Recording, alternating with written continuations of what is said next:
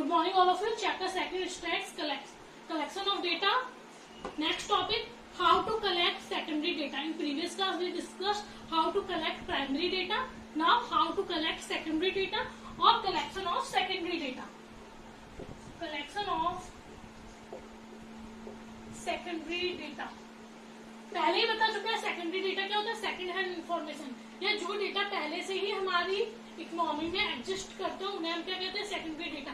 मतलब जो first hand information नहीं होती, जो ओरिजिनल नहीं होते, पहले से ही हमें क्या होते हैं ये रिकॉर्ड्स हो सकते हैं, मैगजीन्स में हो सकते हैं, न्यूज़पेपर में हो सकते हैं या मीडिया के थ्रू हम कहीं से भी ये ले सकते हैं. तो collection of secondary data. Secondary data means those data which have already in existence,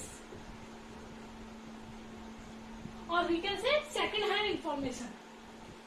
second hand original नहीं होते, फर्स्ट हैंड इंफॉर्मेशन नहीं होती, सेकंड हैंड इंफॉर्मेशन होती है. So there are two sources of collecting secondary data. Number first, published sources.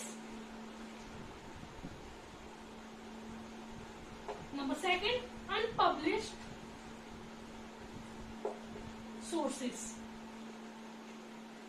कोई data ऐसे होते हैं जो पब्लिश्ड होते हैं या फिर जो छपते हैं और हम लोग जिन्हें रीड करते हैं, जैसे न्यूज़पेपर में, मीडिया में, मैगजीन्स में, ये सारे के सारे पब्लिश्ड सोर्सेज हो जाते हैं. अनपब्लिश्ड कुछ डेटा ऐसे होते हैं जो सिर्फ ऑफिस रिकॉर्ड्स के लिए रखे जाते हैं, जैसे आपकी टीसी हुई, आपका माइग्रेशन हुआ, इन सबके भी रिकॉर्ड्स है. ये भी सेकंड हैंड है, आपने जाकर किसे दिए, ऑफिस वालों को दिए, स्टाफ को दिए, या जो भी एग्रीकल्चर से रिलेटेड डेटा वगैरह होते हैं, ये सारे क्या होते हैं रिकॉर्ड्स होते हैं, लोगों की कंडीशन जानना.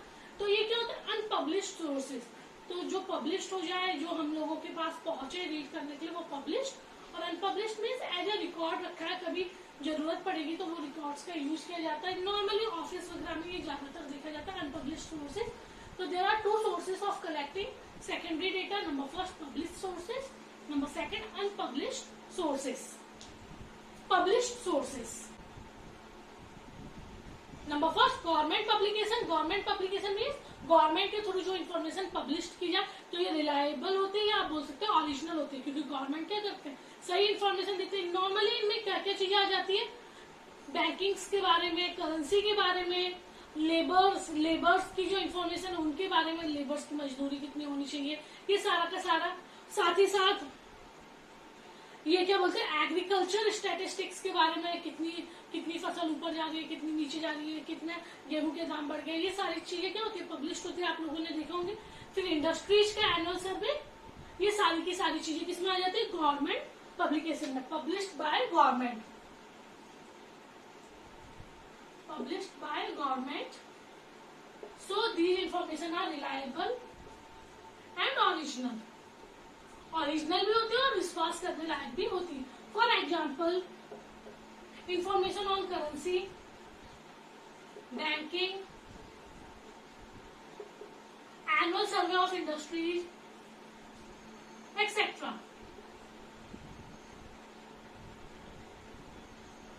Clear. Number second magazines and newspapers. सबके घर में आती होंगी, मैगजीन्स भी आती होंगी और न्यूज़पेपर्स भी आते होंगे.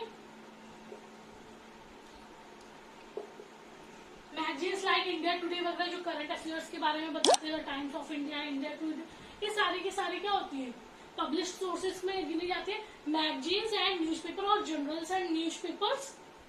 Many newspapers such as the economic, the times as well as the magazine such as India Today, Facts for You also supply a large variety of statistical information. ये सारी मैगजीन्स और न्यूज़पेपर में भी बहुत सारे क्या होते हैं स्टैट से रिलेटेड इंफॉर्मेशन होते हैं या करंट अफेयर्स से रिलेटेड इंफॉर्मेशन होती है. Number third international publication.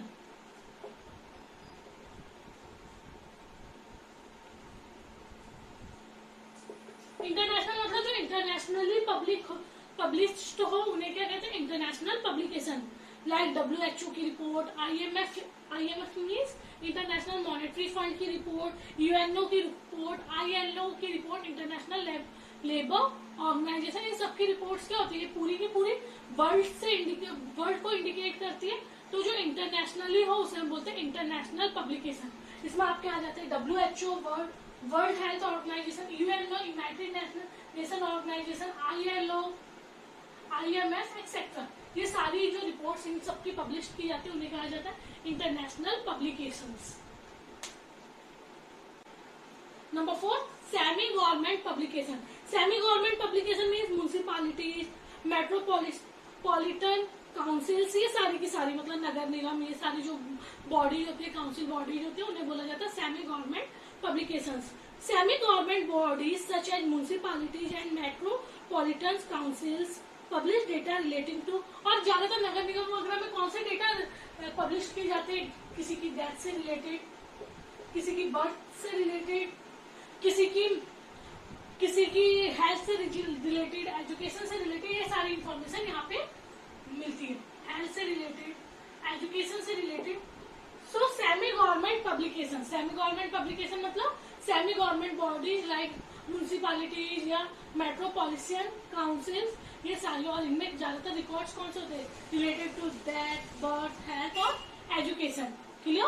और फिर पब्लिकेशन ऑफ रिसर्च स्कॉलर, किसी बंदे ने कोई चीज इन्वेंट कर दी तो उसके बारे में क्या करना है, वो पब्लिश करता है या अपने रिसर्च वर्क के बारे में बताता है, तो वो भी क्या किया जाता है, पब्लिश किया जाता है। तो नॉर्मली रिसर्च स्कॉलर, या आप बोल सकते हैं किसी ने कोई चीज इन्वेंट की, उनकी इन्फॉर्मेशन भी क्या होती है, एक तरह से पब्लिश सोर्सेज में आते हैं, या फिर आप बोल सकते हैं सेकेंडरी डेटा के पब्लिश सोर्सेज में आती है। सो इंडिविजुअल रिसर्च स्कॉलर मतलब किसी बंदे ने also sometimes publish their research work containing some useful statistical information. Number 6, publication of research institutions. जैसे रिसर्च स्कॉलर थे, कोई एक सिंगल बंदा है, वो कुछ इन्वेंट कर रहा है, तो उसके बारे में वो क्या करवा रहा है, पब्लिश करवा रहा है। इसी तरह बहुत सारे रिसर्च इंस्टीट्यूशंस होते हैं, या जो वेरियस यूनिवर्सिटीज होती है, इंस्टीट्यूशन होते हैं, अगर वो कोई रिसर्च वर्क करती है, रिसर्च एक्टिविटी करती है, तो उसे क्या कर देती है, पब्लिश कर देती है। Various universities and research institutions published information as finding of their research activities. In India, for example, National Council of Applied Economic Research published a variety of statistical data. ये एक काउंसिल है, national council of applied economic research. ये council है, मतलब एक institution type का, वो अपनी स्टैटिस्टिकल डेटा या अपनी इंफॉर्मेशन हमेशा क्या करवाता रहता है, पब्लिश करवाता रहता है। तो ये थे published sources. So there are 6 points under published sources. Number 1 government publication, number 2 semi government publication, number 3 journals और we can say magazines and newspaper, number 4 international publications, number 5 research publication of research scholar, number 6 publication of research institution. Next topic unpublished sources. कुछ तो उधर published sources, unpublished sources में ज्यादा कुछ नहीं लिखना है, बस इतना लिखना है कि जो रिकॉर्ड्स ऑफिस में रखे जाते हैं और जो अनपब्लिश्ड होते हैं, जो पब्लिश्ड नहीं होते, जब पब्लिश्ड ही नहीं होते तो उनके वो कौन कौन से होते हैं, कैसे होते हैं, ये सब नहीं है। सिर्फ जो ऑफिस रिकॉर्ड्स होते हैं या जो कॉन्फिडेंशियल रिकॉर्ड्स होते हैं उन्हें बोला जाता है unpublished sources. These are some unpublished secondary data. These data are collected by the government organisations and other, generally for self use. और ये ज्यादातर किस लिए होते हैं, सेल्फ यूज के लिए होते हैं या फिर ऑफिस रिकॉर्ड के लिए होते हैं। Generally for self use and office record. These data are not published. These unpublished numerical information may however be used as secondary data. तो ये अनपब्लिश्ड होती है, पर ये क्या पहले से ये हमारे मतलब ये रिकॉर्ड्स वगैरह है, डेटा वगैरह है, तो इसे हम अनपब्लिश्ड सोर्सेज में लेते हैं सेकेंडरी डेटा के। नॉर्मली ये वो सोर्सेज होते हैं जो कभी पब्लिश नहीं होते हैं, या तो लोग अपने यूज के लिए या सेल्फ यूज के लिए रखते हैं, या फिर ऑफिस रिकॉर्ड को मेंटेन करने के लिए रखते हैं। Clear? Tomorrow we will start 3rd chapter of micro. Thank you.